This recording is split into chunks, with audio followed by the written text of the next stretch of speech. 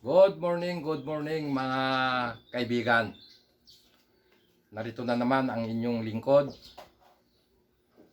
na si Fred, Kaibigan Official.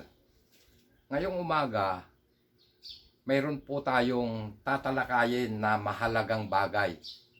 Ito ay makatutulong sa ating mga kababayan, lalong-lalo na sa may mga anak na maliliit.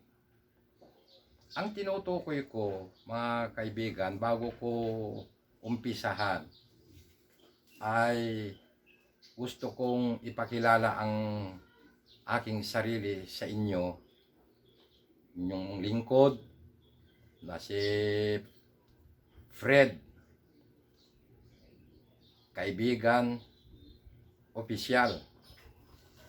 Ay isa ako sa marunong manghilot ng may mga pilay. Alam ko rin manghilot lalong-lalo na sa mga bata, at hindi lamang sa mga bata kundi maging katulad natin na may mga edad na, marunong tayong kumapa. Ayun kumapa ng lamig ng isang tao. Pero ang tatalakayin muna natin, pumunta muna tayo sa mga bata. Siguro mga guys, napapansin ninyo itong nasa tagiliran ko. Ito'y isang halaman, mga kaibigan. Halaman na maraming naidudulot maging sa ating tahanan. Itong tinutukoy ko na halaman, mga kaibigan, maraming nakakaalam din ito. Isang halaman ito na nakagagamot sa mga bata, at hindi lamang sa mga bata, mga guys, kundi maging sa ating mga may edad na.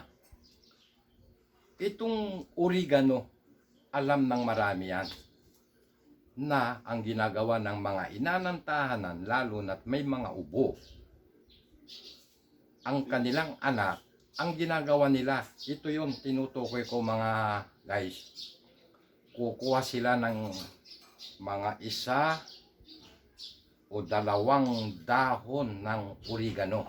Ang ginagawa ng mga ina ng tahanan, at yan ang alam ko, niya-advise ko rin dito sa aming mga kapitbahay, sapagkat ang inyong lingkod ay nanghihilot. Kilala na po ako dito sa aming barangay na ako'y nanghihilot, at marami na rin akong nahilot dito sa aming barangay. May edad na, mga bata, sapagkat nalalaman ko na yung isang katangian ko na manghilot, kung hindi ninyo naitatanong, mga guys, kapag ka may pilay ang tao, pero mag-umpisa muna tayo doon sa bata. Ito ang tinutukoy ko tungkol sa ginagamit ng mga ina na may mga anak. Ang ginagawa ng mga ina, at niya-advise ko rin sa mga may mga anak, kumuha sila o pumitas sila ng dahon na 1 hanggang sa 3 dahon ng oregano. Sa mga hindi pa po nakakaalam, ang ginagawa o ipinapayo ko, babalutin nila itong 2 o 3 dahon ng oregano. Pagka may ubo ang bata, ang gagawin nila, ibinabalot nila o inya-advise ko sa kanila na balutin ng plastic na malinis.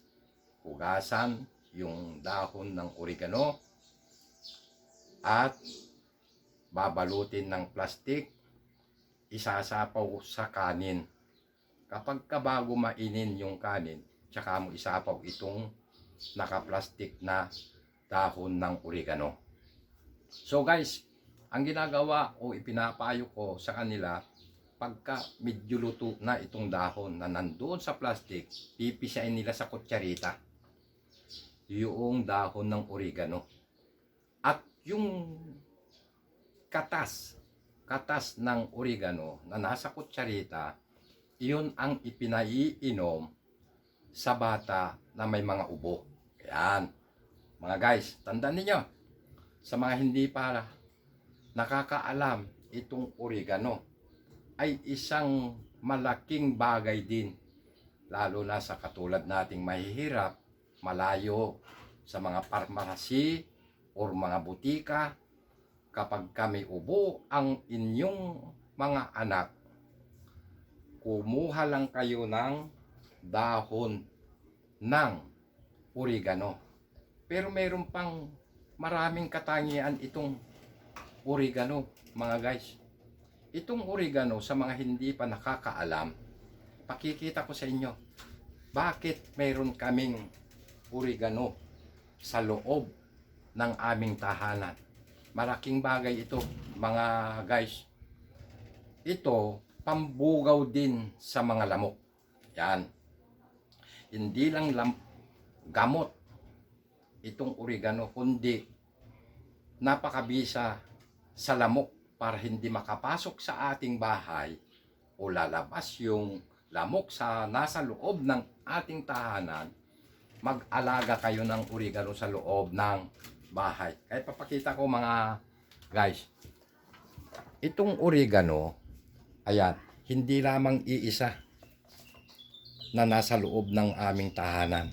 Marami kaming oregano na ipinandi-display ng aking asawa sa loob ng bahay. Pero ang isa pa na mainam na gawin natin, kapag ka sa loob ng bahay, siyempre sa labas or sa pintuan ng ating tahanan, ay maglagay tayo ng oregano.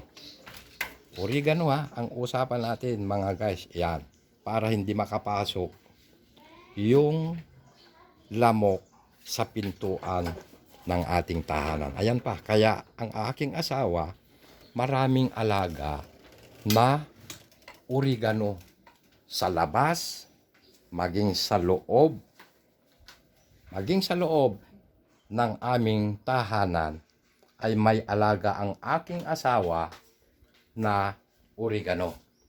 Ngayon, ang isa pa, mga guys, nakatangian itong tinutukoy nating oregano para sa mga may edad na.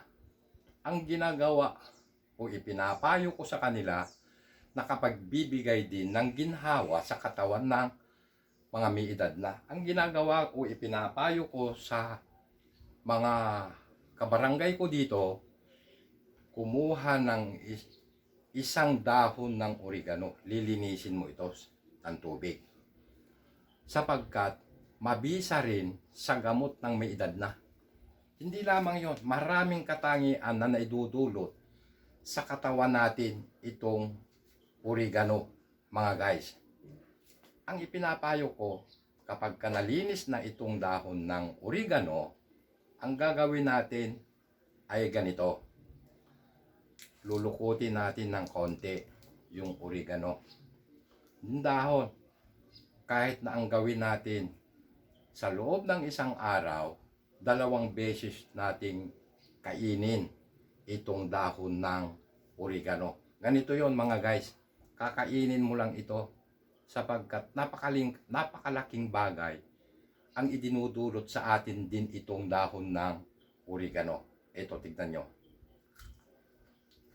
Ang lasa nito, mga guys, hindi naman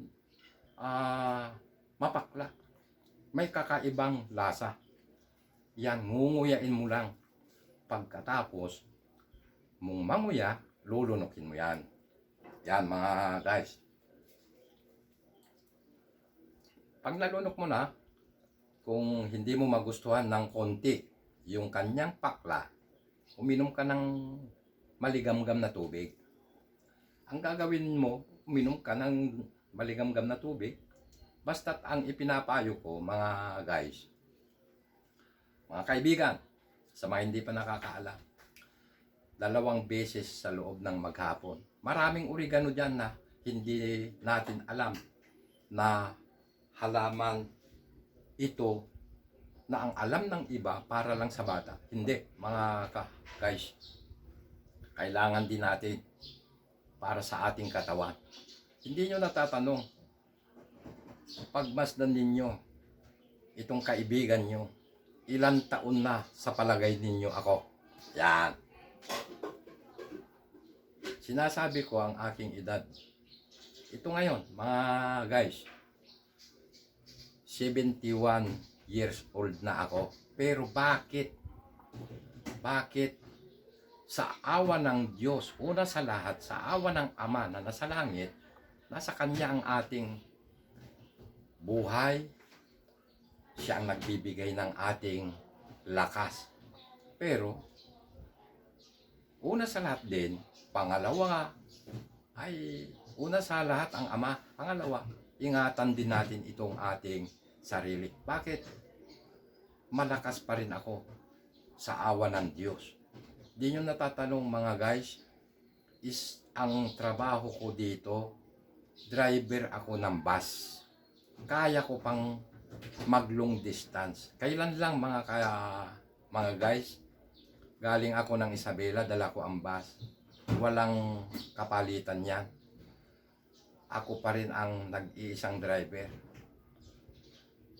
Ilang oras mula sa Maynila nakukuha ang papuntang Isabela.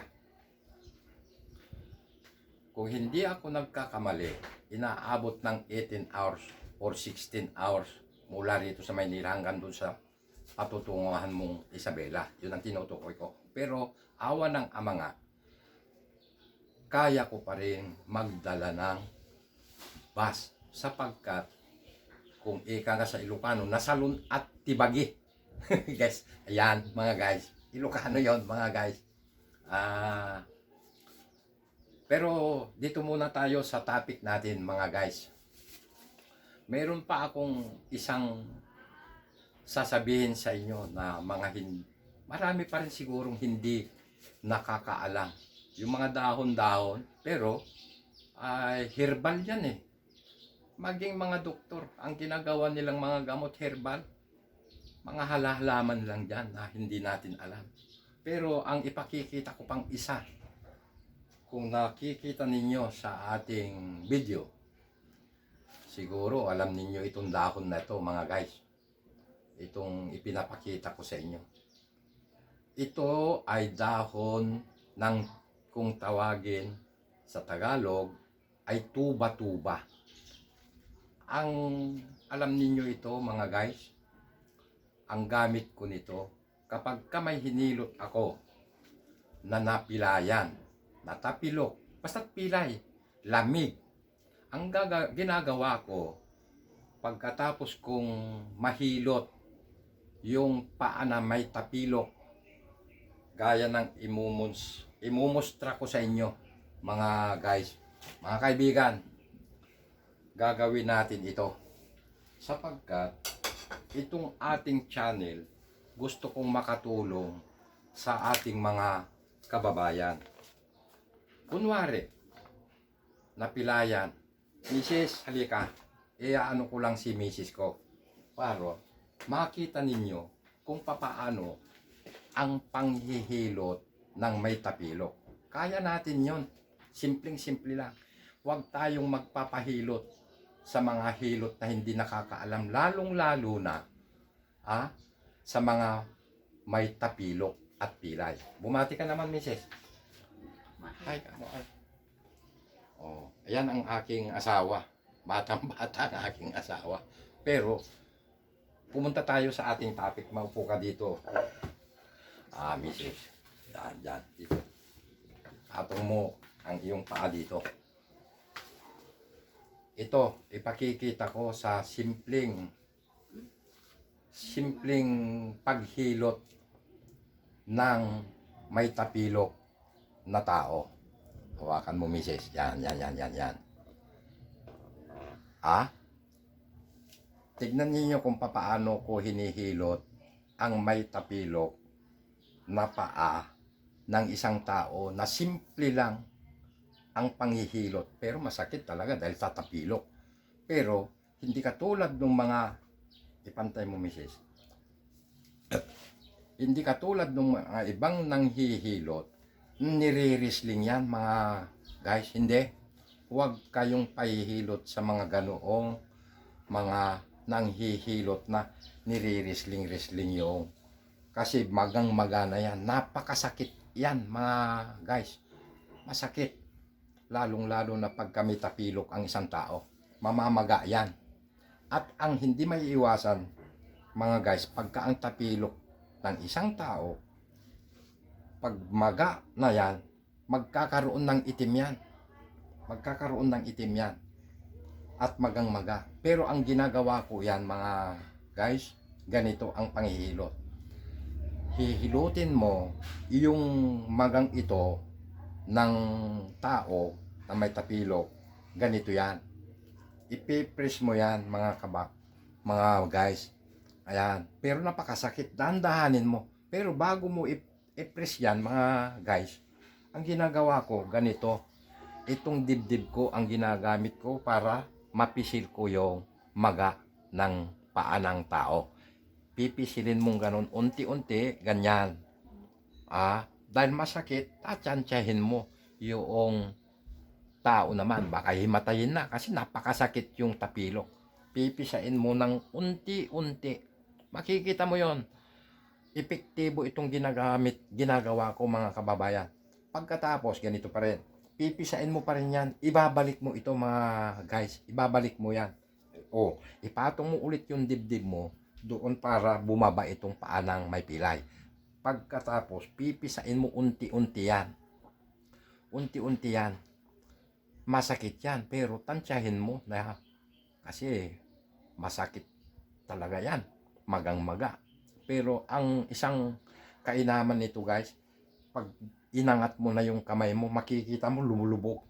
Lulubog dahil maga. Yun.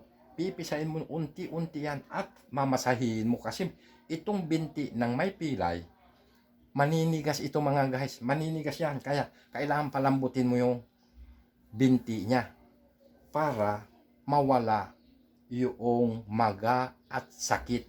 Kasi hindi makalakad yung may tapilok, mga guys. Ito na. Pagkatapos mong mapisa yan, siguro pagka napisa mo ito, inaabot ng halos 1 oras. Kasi kailangan mo mapisa yung maga ng may pilay, mga guys. Tandaan nyo, pagkatapos mong mahilot, halimbawa, siyempre gumamit ka ng langis. Pinakamaganda sana kung may langis kayo ng nyug. Yun ang gamitin natin, mga guys. Yun ang ginagamit ko kasi nakaraniwan sa mga hinihilot ko. Pagkatapos na mong mapisa, mawawala yun ng maga ng konti. Pero hindi natin maiiwasan. Unti, meron dito lalo na sa kung tawagin natin, ibukong-bukong, mga guys. Hindi mawawala kaagad yung maga noong bukong-bukong ng may pilay. Pero kapag ka nahilot mo, halos pabalik-balik lang yon, ganon. Pipisain mo itong may hanggang sa yon, mararamdaman ng may pilay yon. Ibabalik mo ulit yon, ganon. Halos 1 oras mong gagawin yon. Pipisain, pabalik-balik lang yan. Pagkatapos nating mapisa yan, mga guys, yon ang sinasabi ko. Ipatong yung paa.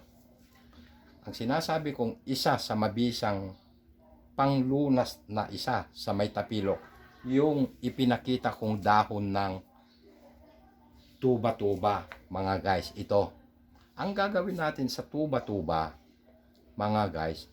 Isasalab natin sa apoy yan. Sasalab mo sa apoy. Pag nalanta na ng konti, yung ibabaw ng tuba-tuba na dahon, lalangisan mo yan, mga guys. Pagkatapos, misis, ibaba mo yung camera. Yan, para makita nila. Tama na. Di siyempre, pipitasin mo yung tangkay. Yan. Pinitas ko yung tangkay, mga guys. Ang gagawin mo, pagka ito'y naisalab mo na at malalanta ito kasi may langis na, yan ang itatapal mo sa hinilot mo. Ganon din sa kabila, kung kinakailangan 3 dahon yan. Isa dito, at isa doon, at isa dyan. Pagkatapos, ang gagawin natin mga guys, kasi ang purpose nitong dahon ng tuba-tuba para hindi mapasukan ng lamig yung hinilot mo. Mabisang gamot ito sa may lamig mga guys, pa sa mga hindi nakakaalam. Ginagamit ko ito sa may pilay at iangat mo na, Mrs. At itong dahon ng tuba-tuba, babalutin mo siyempre doon sa may hinilot mong paa ng may pilay. Ayan. Pero ang isa pang kainaman din nito mga guys, dahil sa ang tao kasi hindi maiiwasan na may lamig sa likod. Ganito naman ito, gamit nito sa likod ng isang tao na may lamig. Tumalikod ka dito, Mrs. Para ma-demonstrate natin sa mga manunood na mga kaibigan natin, kaya nating manghilot kung hindi tayo makakita ng manghihilot. Ganito ang ginagawa ko sa mga hinihilot ko mga guys. Ito halimbawa sa likod ng tao na hilutin mo, kakapain mo mga guys, kakapain mo yung, siyempre yung may edad na ay alam niya kung saan niya ituturo yung may sakit na bahagi ng kanyang katawan, balikat man o sa likod. Hihilutin mo yung mga guys, hihilutin mo yung parte na masakit. Pero wag namang hilot na madiin. Uunti-untiin mo yung nahihilutin mga guys. May langis kang gamit sa kamay mo. Maglalagay ka ng langis sa kamay mo mga guys. Tandaan niyo, kaya nating manghilot.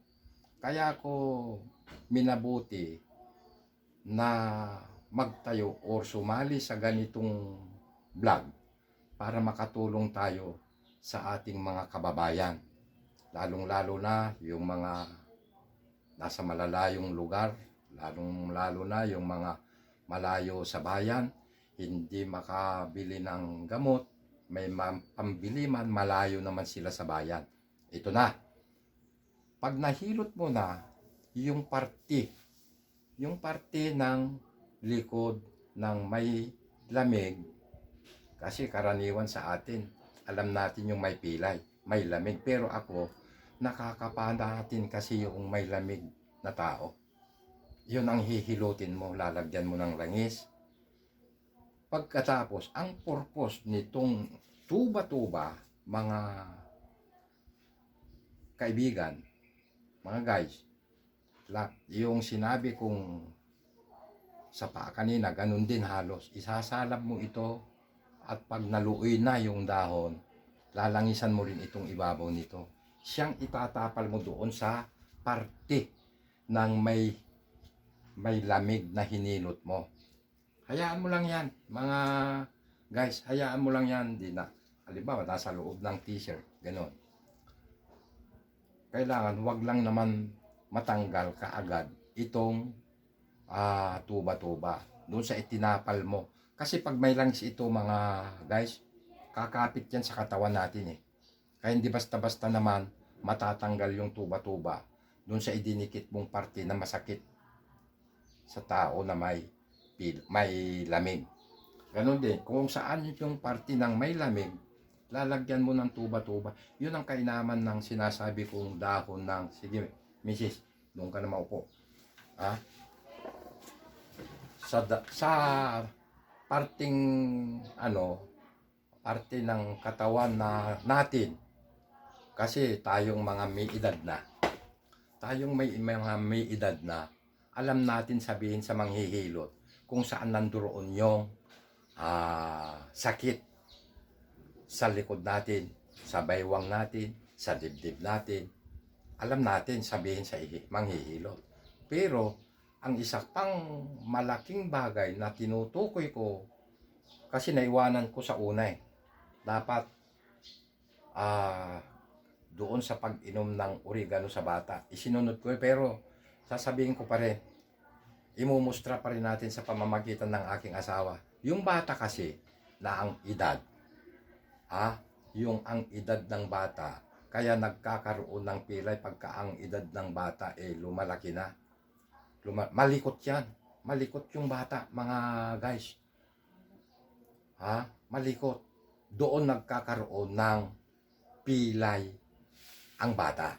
Pero ang ginagawa ko, ang bata kasi, hindi katulad natin na may edad na, alam natin sabihin yung parte na masakit sa atin, katawan.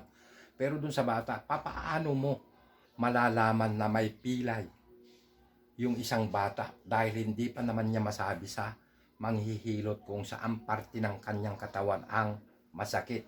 Ito, ang isa pang sikreto ko, mga guys.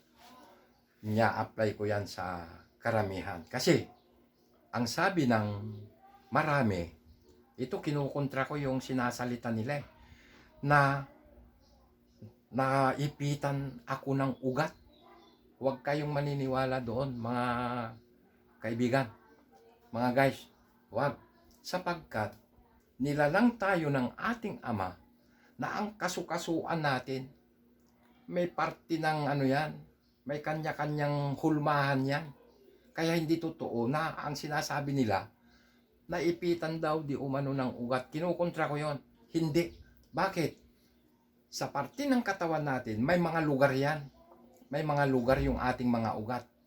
Pero kasi, sa pagkaalam pa natin, baka yung mga hindi nakakaalam, yung tinutukoy natin kasing ugat, yung ugat kasi, mga guys, yung dinadaluyan ng dugo natin, yun ang ugat.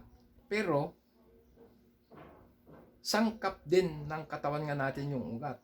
Kahit saan meron, may ugat tayo. Pero ang isa pa, na tinutukoy ko, yung isang litid, kung sabihin yan yung litid.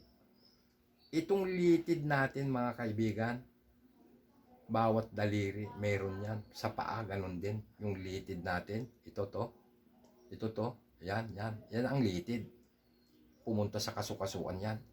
Yan ay hindi pumapatong. Hindi umiipit yan, mga guys.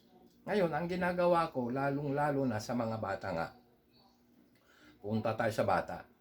Dahil hindi niya masabi, ayon sa una kong salita, hindi niya masabi yung masakit sa kanya. Ang ginagawa ko, mga kaibigan, maging yung mga doktor, ang ginagawa ng mga doktor muna sa pasyente, pupulsuhan nila yan. Yan. Pinupulsuhan ko rin yung batang may sakit o may pilay.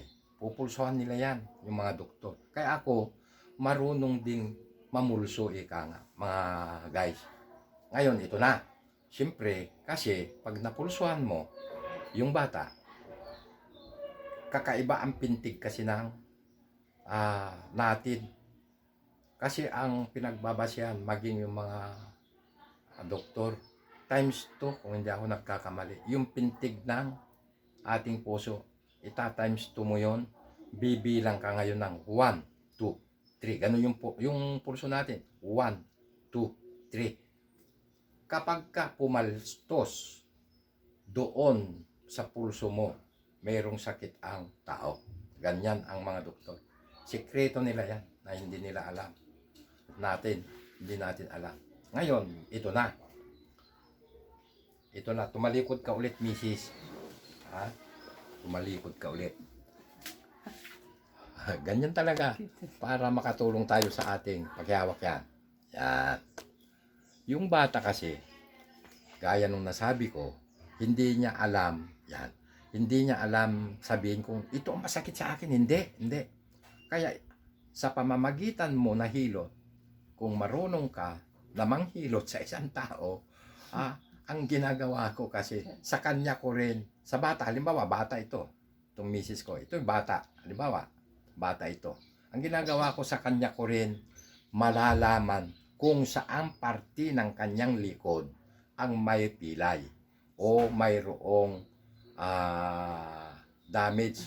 Maaring yung likod niya, tinamaan yan kasi malikot ang bata may tinamaan siyang matigas na bagay, pero yun ay walang pilay. Ang pilay kasi, kung tawagin natin, yung buto kasi ang may pilay pero yung mga bata na malilikot, sa kanya ko rin nalalaman. Ang ginagawa ko ito, simple lang. Kakapain ko ngayon yung likod ng bata. Yan, ididiin mo ng konti. Ngayon, kung saan parte yung umiktad. Ayan, ganun, halimbawa, umiktad. Andoon ang sakit na nararamdaman ng bata. Nandun ang sakit. Yun ngayon ang hihilutin mo, mga guys. Yan, hihilutin mo kung saan nandoon yung sakit na naramdaman ng bata. Unti-untiin mo kasi yung bata pag kami sakit, iiyak yan. Hihilutin mo unti-unti, lalangisan mo pa rin. Mabisa rin talaga yung langis eh. Kailangan mong langis. Lalangisan mo yung likod ng bata. Yan. At yun ang pagtiyagaan mong hilot-hilutin hanggang sa mawala yon. Ngayon, ang isa pang purpose nun, kung wala kayong dahon, mga guys ha, kung wala kayong dahon ng tuba-tuba, kasi noong araw, hindi pa rin natin nadidiscover yung tuba-tuba na mabisa pala sa may lamig, may pilay. Kung wala kayong dahon ng tuba-tuba, kasi may mga parte rin ng lugar na walang tuba-tuba eh. Ang ginagawa ko noon, mga guys, kumuha ka ng typewriting, kupunban ba? Yung malinis, walang sulat. Yun ang lalangisan mo, mga guys. Halimbawa, yung typewriting, dahil maputi yan, lalangisan mo yan, yung typewriting. Siyang idikit mo sa hinilot mo na likod, na parte ng likod ng bata. Doon sa balat niya, kasi naka-t-shirt yung misis ko, doon mo itapal yung typewriting or coupon. Maputi yon. Ngayon, papaano mo kasi ang iniiwasan natin yung kapitan ng lamig yung likod na hinilit mo, mga guys. Yung typewriting, pag ang bata ay nangati na, mangangati yun eh, dahil sa init. Kasi sisip-sipin din nung typewriting or tuba-tuba na idinikit mo sa likod ng bata, yung lamig, sisip-sip yun eh. Sisip-sipin niya. Mangangati ito. Kaya ang gagawin mo, pagka ang bata ay nangati na yung likod, tanggalin mo na yung typewriting or tuba-tuba. Ang gagawin mo, bihisan mo na lang ng malinis na t-shirt. Sige. Thank you. Thank you sa asawa ko. Matulungan tayo sa isang bahagi ng pagtuturo natin sa ating mga kababayan kung papaano ang panghihilot sa mga kababayan natin na may pilay, may sakit sa likod na lamig. Yan, nakatulong ang aking misis. Thank you, misis. Bago tayo magtapos, mga guys, akin lamang pong pinapasalamatan itong mga nag-subscribe sa ating channel. Salamat kasi ngayon pa lamang ako nag-uumpisa ng pag-vlog at gusto ko ring makatulong sa ating mga mamamayan, lalong-lalo na sa ating mga kababayan na malayo sa bayan, para makatulong tayo kung paanong panghihilot sa ating mga anak, sa ating kapwa. Makabahagi sana itong channel natin para makatulong sa ating mamamayan. Muli ay shout out ko yung mga kasama natin na mga vlogger at maging sa mga nag-subscribe sa ating channel. Ito, si Jenjen ng Santa Fe, Nueva Vizcaya. Thank you sa inyo. Shout out. Kay sa mga taga Balungaw, Pangasinan, yung mga inaanak ko dyan sa Balungaw. Kapag napapanood ninyo ito, binabati ko kayo. Salamat sa subscribe nyo. Kay Romel Binosa, na ito'y nasa Saudi Arabia. Mga guys, napapanood din tayo. Yung Romel Binosa, pamangkin ng inyong abang lingkod, mga guys. At ganun din kay Jan sa Valenzuela, Bulacan. Thank you sa inyo. Sa mga vlogger na mga kasama natin, mga vlogger, shout out sa inyo. Kay Ronquillo, lalo na Ronquillo official, vlogger yan. Shout out din lalong-lalo na sa idol natin na si Japper, Sword, Sniper ng Bukana, Batangas to. At yung mga kasama niya sa tinutukoy ko, Bukana, Nasugbu, Batangas. Mga taga Nasugbu ito. Maraming mga hinangaan tayong mga vlogger na taga riyan. Sapagkat si Japper Sniper, isa tayo sa uma-idol sa kanya. Marami na rin taong natutulungan niya sa pamamagitan ng kanyang pagbablog at sa pamamagitan ng kanyang mga pagtulong sa ating mamamayan. Marami siyang idol. Japper, bagamat ngayon kulang nasasabi ito dahil ngayon lang ako nag-uumpisa ng pagbablog. Isa ako sa uma-idol sa iyo sa pagtulong mo sa ating mga mamamayan. Kay Kamuning, Michael, official, mga vlogger yan. Shout out din kay Loe, kasamahan ni Japper yan na taga rito sa Nabutas or Malabon. Mga vlogger yan, thank you. Shout out sa inyo. Kay Madi Katigbak, na alalay dati ni Sniper. Itong si Madi Katigbak, bumilib ako sa kanya sapagkat ito, ipinagtatapat din naman niya kay Japper na sa pamamagitan ni Japper, siya ang nag-umpisa at nagsabi sa kanyang paghimok sa kanya na mag-vlog na lang siya. At awa ng Diyos, iyon si Madi Katigbak. Uy, Madi! Shout out sa iyo. Isa ako sa uma-idol din sa iyo. Kay Rakitera, vlogger din iyan dito sa Quezon City. Isa rin ako sa mga nakakapanood sa mga vlog mo. At maging si Mang Tony, vlogger din yan. Shout out din sa iyo. Mang Tony ng Olongapo City. Kasama nating yan. Senior na rin yan. Gaya ng inyong abang likod. Pero nagbablog din yan. Sa mga vlogger na mga tiksay. Kasi nanonood din tayo sa mga nagtitiksay. Maging dito sa Quezon City. Maging doon sa Rizal. Napapanood natin yung kanilang mga pagtitiksay.